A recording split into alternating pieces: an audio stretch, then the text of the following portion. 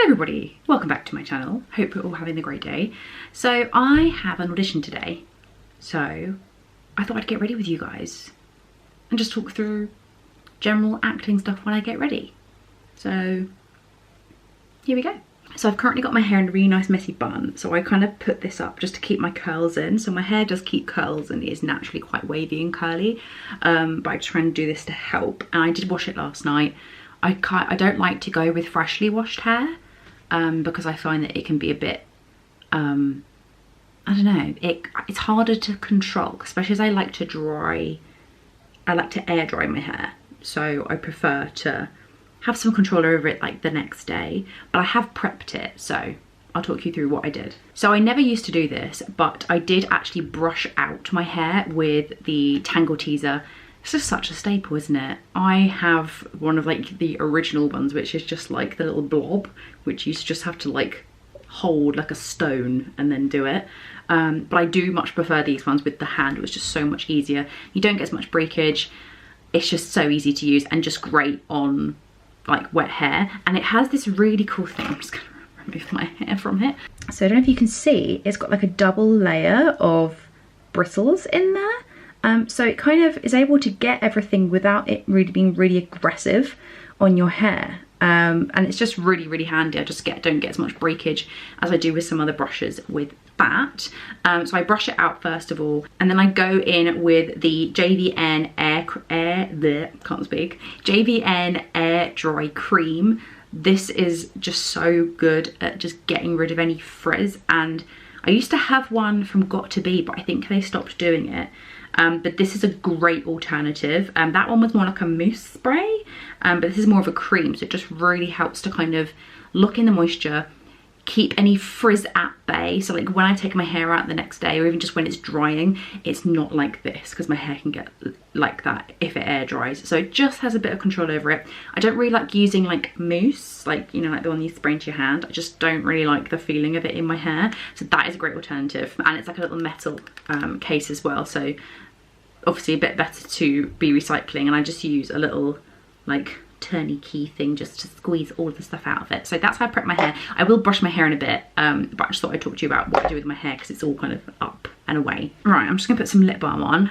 I normally use Vaseline, but this is one from Jules. This is their honey lip balm, and it is delightful on the old lips. And I do that just before, especially if I'm gonna put lip products on.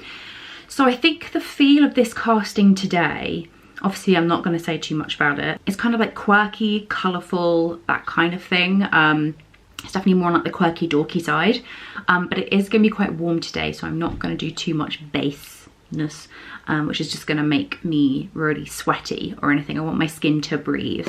So it's going to be kind of a very kind of natural-ish makeup as well.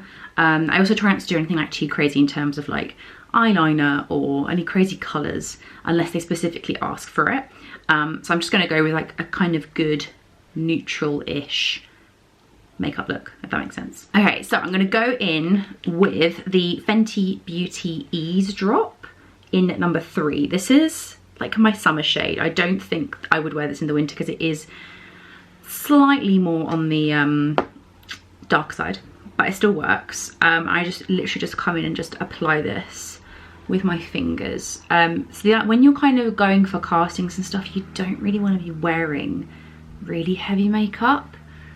So I normally in the summer I don't anyway, but I just like to let my skin breathe anyway, but they kind of want to see what you look like kind of under the makeup. So that's the idea. You don't want to be kind of going in really with the, you know, kind of heavy duty foundations. I'm gonna have to go in with a mirror after this. Maybe I should get the mirror out of the cupboard. That would make my life so much easier rather than trying to look in the viewfinder.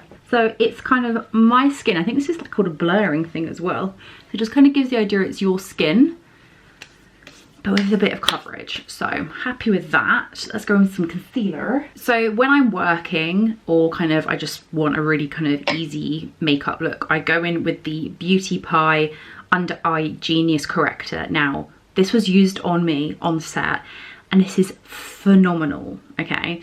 I do have a find that it doesn't layer well with this. This is my go-to concealer. This is the Glossier Stretch Concealer. I just find it becomes a bit heavy under the eye, so I either have to use one or the other. So I won't be using this today because it does give that really nice kind of getting rid of any bags under my eyes, but it doesn't really cover anything. It has this slight, almost like bluish tint as well. I don't know if that's my skin. So I'm going to go in with the Glossier Stretch Concealer in G3 because that's my go-to. And it just isn't too heavy under the eyes, doesn't flare up my eyes because I get an eczema under my eyes very easily. And just go in, and it just gives the idea that I have had about 20 hours sleep, even when I haven't. I just find it works well under camera as well. Doesn't look like I've put anything under my eyes. Again, it's like that your skin but better kind of look. There we go. A bit more awake now. Okay, I get very, very shiny easily, especially here. So I'm gonna go in with the Hourglass Veil powder. This is phenomenal, honestly. So worth the price tag. Sometimes I could be a bit dubious about some brands. I'm like, this stuff ain't cheap, but oh my gosh, this works so well. It keeps me not shiny throughout the day. So I just use a little bit kind of on that bit where it gets really bad. And then I also set under my eyes. I don't use a lot, don't need a lot at all. But honestly, this is so worth the money. Especially if you use a good brush with it. I found if you don't use a good brush with it, it doesn't really work. But using like a good brush, I normally use like the Real Techniques brushes. They're like my go-to, especially this one if it will come out the bag. Which it doesn't even have the thing on it anymore, but it's that one basically. Okay, brows, really simple. I don't fill them in anymore. I only fill them in if I'm going out, like on a night out, or I'm going to like an event or something like that. But if I'm just going around my day-to-day, or if I'm doing a casting, I want them to be quite natural, because even though like they're not super big and fluffy, they fill out really, really nicely with this. This is the Refi Brow Gel. I've been using this for years now and it's absolutely phenomenal. You have to kind of work out how to use it though, because it comes out and it is just white, and you can get a bit of white casting if you don't really spread it out properly. That is a hair, that's disgusting. You are coming off. Okay, so all I do is I just put some in. That's plenty, done. Then I grab a little spoolie, a little extra one. You can just buy these off of Amazon really easily, and I just spread it out, and then I just find it just gets rid of any excess that kind of builds up around the edges. And there we go. That's the difference between the two. Nice and natural, and just but gives a little bit of something to your brows without it being va-va-voom in your face. Okay, I'm not going to do any like contouring as such, but I'm going to do a bit of cream bronze and blush. I'm not going to do any highlighter. I very rarely get people use highlighter on me on set, so I just kind of go with the sort of thing that they do. And they love a cream product. It depends kind of on what era they're kind of working in. Now, this one is really old. I don't even know if it's still around. This is just a cream bronzer from 17. It's called It's Glow Time. But I'm literally just going to pop that, and I'm just going to just shade in that part there. Just the tiniest amount. Nothing too big. I'm now going to go in with the Stila Convertible Colour Lilium colour. This is one of those ones you can just put anywhere. On your eyes, on your cheeks, on your lips, whatever you like. I love it on my cheeks. It is pretty much like my colour in a blusher, and I just pop it here. So because of the shape of my face, I find that just popping it from the edge of my eye upwards is plenty. I naturally get quite red here, so I don't really kind of go in any more crazy than that. There you go. And it just gives a little bit of something to the cheeks without it looking like I've slapped on loads of colour. So again, I'm just going in really lightly without anything too crazy going on. And then I just put a tiny weeny bit, just a little dab on my nose, just to make me look like I caught the sun a little tiny bit. There you go. Perfect. And if I find I go a bit too heavy-handed in, I'll go in and like blend it out with a beauty blender and just kind of let it all set in. Okay, now for the eyes, I just do literally a one sweep job and that's it.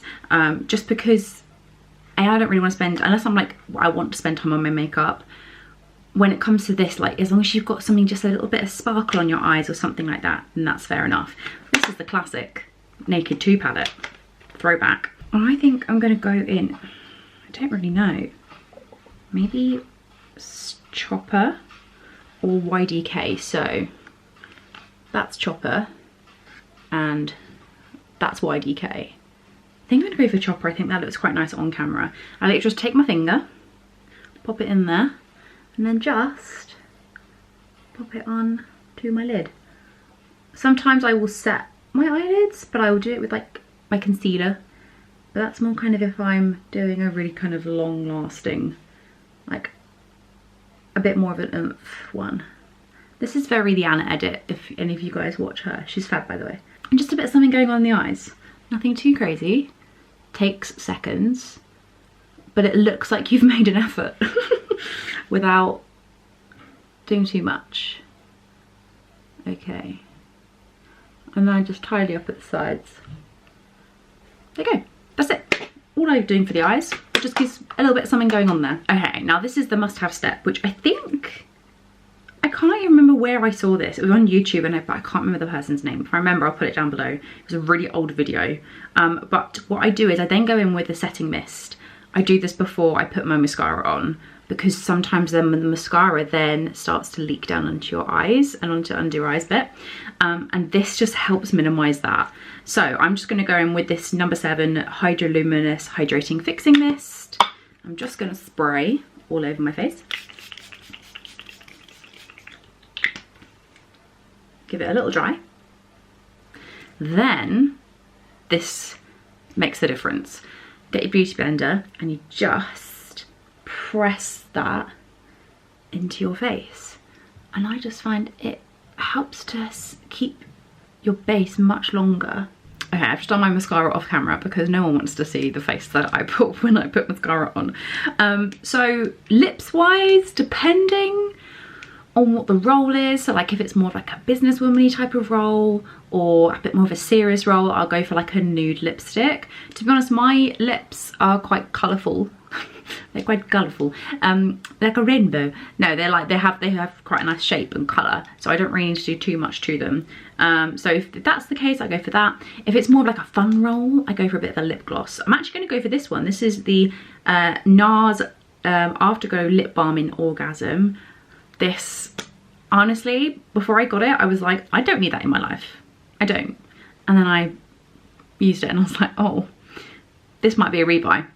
So it's more of like a coloured lip balm. It's not, I don't even think it's like a lip balm really. So it just gives